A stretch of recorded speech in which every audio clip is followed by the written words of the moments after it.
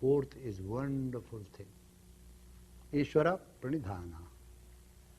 Now, these words has come 3 times in Patanjali. When I will talk next time, I will compare all these, why it has come.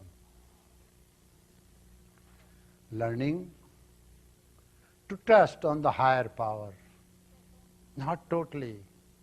If you trust on human resources only, that's good in a way.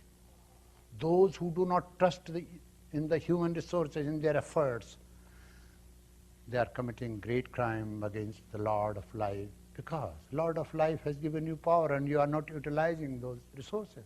This is okay up to this.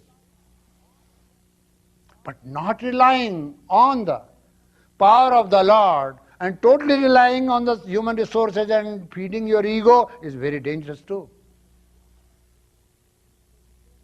So Patanjali says, don't do that. When you have done your work, give all the fruits to the Lord. Surrender yourself to the Lord.